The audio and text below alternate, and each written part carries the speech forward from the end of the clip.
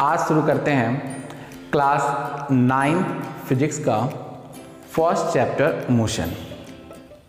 तो बच्चों, जैसा कि हम फिजिक्स की डिफिनीशन से जानते हैं कि फिजिक्स की डिफिनीशन में हमने ये पढ़ा कि फिजिक्स होता क्या है। तो फिजिक्स होता है अपने सराउंडिंग में होने वाले जो भी नेचुरल फिनोमिना हैं, उन नेचुरल फिनोमिना की स्टडी। तो क्लास 9 के फर्स्ट चैप्टर में हम एक बहुत ही बेसिक नेचुरल फिनोमिना की बात करते हैं, और वो ये है कि जब हम देखते हैं अपने सराउंडिंग में तो सारे ऑब्जेक्ट्स हमें दो ही स्टेट में मिलते हैं, या यूँ हम कह सकते हैं कि नेचर में सारे ऑब्जेक्ट्स केवल और केवल दो स्टेट्स में पाए जाते हैं। पहला है रेस्ट और दूसरा है मोशन। तो हम इस चैप्टर में ऑब्जेक्ट के रेस्ट में होने और उसके मोशन के होने के बारे में स्टडी करेंगे। तो बच्चों, जब हमारे यूनिवर्स में या हमारे सराउंडिंग में ऑब्जेक्ट रेस्ट और मोशन में पाए जाते हैं तो इस चैप्टर का नाम होना चाहिए रेस्ट एंड मोशन। लेकिन आप देख रहे हैं कि इस चैप्टर का नाम है मोशन। ऐसा इसलिए कि अगर आप दो कंडीशंस में, हम एक बहुत ही छोटे से छोटे लेवल पे और बहुत ही बड़े से बड़े लेवल, दो कंडीशन में इसको डिफ्रेंशिएट करके देखेंगे। तो हम पहले देखते हैं माइक्रो लेवल यानी छोटे लेवल पे। आप देखिए, ये जो बिल्डिंग है, ये जो वॉल है, ये वॉल रेस्ट में है। लेकिन जब हम इन वॉल्स की ब्रिक्स जो एटम से बनी हुई है, उस एटम के अंदर हम जब देखते हैं तो हम पाते हैं कि उस एटम के अंदर इलेक्ट्रॉन न्यूक्लियस के अराउंड मूव कर रहा है। यानी ये वॉल रेस्ट में है, लेकिन इस वॉल के अंदर के पार्टिकल्स में भी क्या चल रहा है? मोशन चल रहा है। अगर हम बात करें अपने सेल्स की तो हम ये पाते हैं कि सेल्स में जो फ्लूइड्स होते हैं, जो तरल पदार्थ होता है, वो हमारे बॉडी से डिफरेंट लेयर से होते हुए सेल्स में पहुंचता है। जब हम रेस्पिरेशन करते हैं तो ऑक्सीजन हमारे सेल्स में फ्लो करते हुए, मूव करते हुए पहुंचता है। तो आप देख रहे हैं कि हमारी बॉडी, भले मैं खड़ा हूं, मैं रेस्ट में हूं, लेकिन हमारे बॉडी में माइक्रो लेवल पे मोशन हो रहा है। अब हम बात करते हैं मैक्रो लेवल यानी बड़े लेवल पे। तो अब आप कहेंगे कि सर ये बिल्डिंग तो रेस्ट में है, लेकिन आप जानते हैं कि अर्थ रोटेट कर रहा है। अर्थ अपनी एक्सिस पे रोटेट कर रहा है। यानी अर्थ के ऊपर अगर कोई ऑब्जेक्ट रखेंगे तो वो भी क्या करेगा? रोटेट करेगा।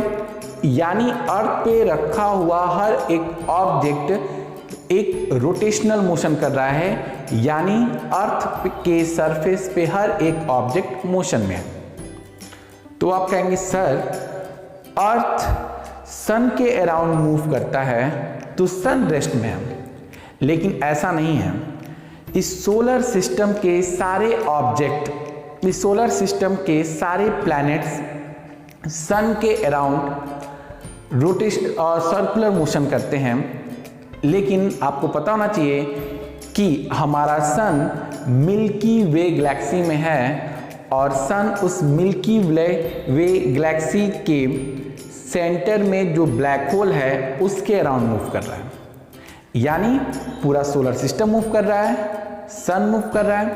तो अब आप कहेंगे सर मिल्की वे गैलेक्सी जो है रेस्ट में है, लेकिन वो मिल्की वे गैलेक्सी भी एक्सपेंड हो रही है, बढ़ रही है। इसका मतलब उसके पार्टिकल्स एक दूसरे से दूर जा रहे हैं, यानी वो उसके पार्टिकल्स भी क्या कर रहे हैं? मूव कर रहे हैं। कुल मिला के बात यह है कि इस यूनिवर्स में हर एक ऑब्जेक्ट मोशन में है।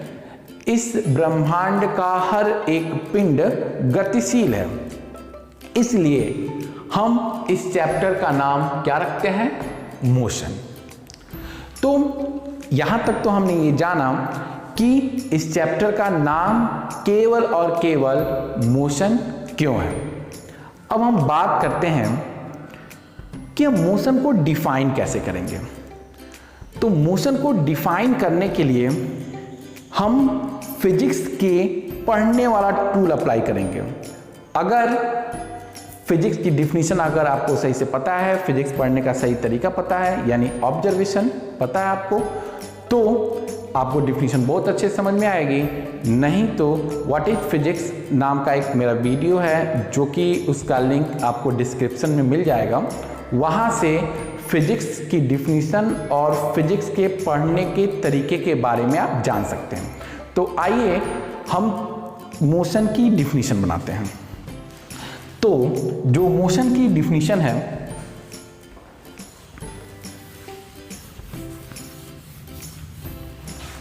आइए तो फिजिक्स के तरीके से हम मोशन की डिफिनीशन बनाते हैं।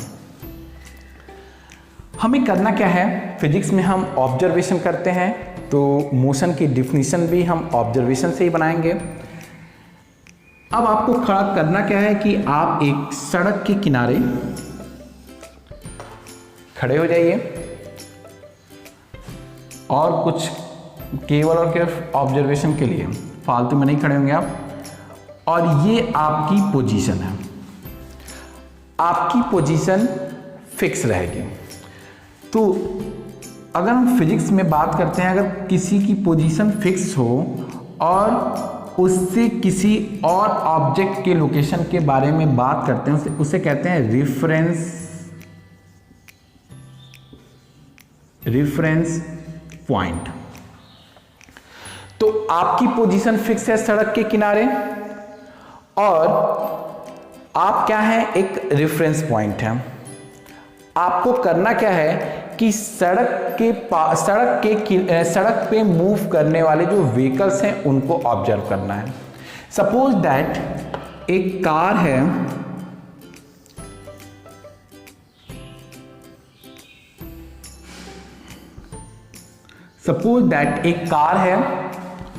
इस कार के मोशन को आपको ऑब्जर्व करना है। तो हम यहां पे क्या करते हैं? एक क्लॉक लेते हैं, इसमें हमको टाइम ऑब्जर्व करना है। तो सपोज दैट यहां पे 10:0 पे आपने इस कार को देखा।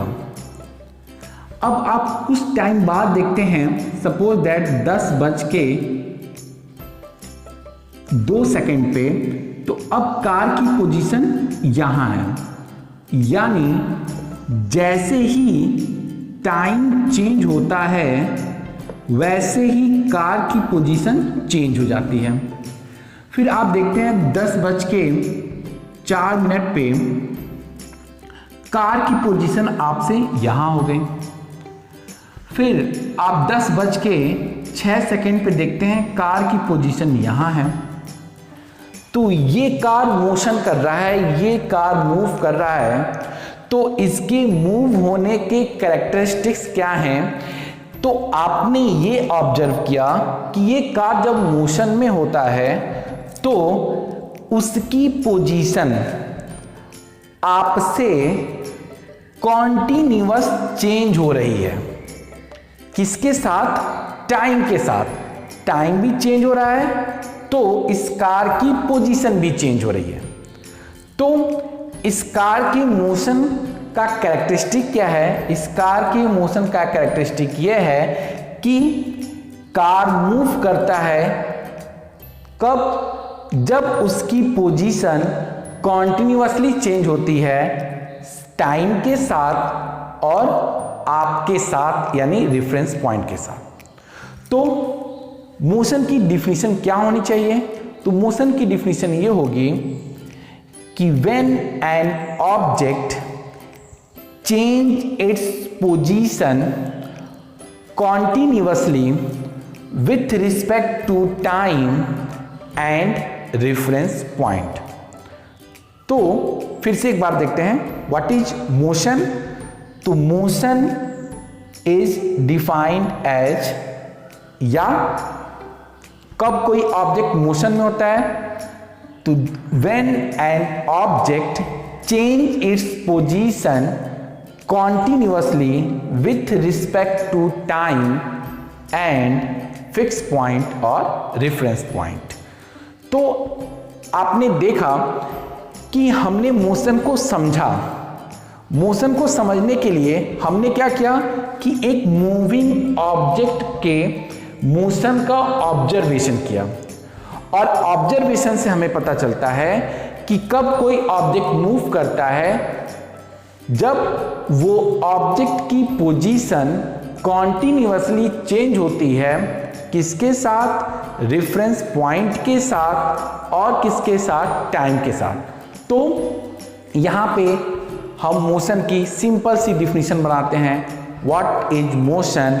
तो motion is defined as when an object change its position continuously with respect to time and reference point।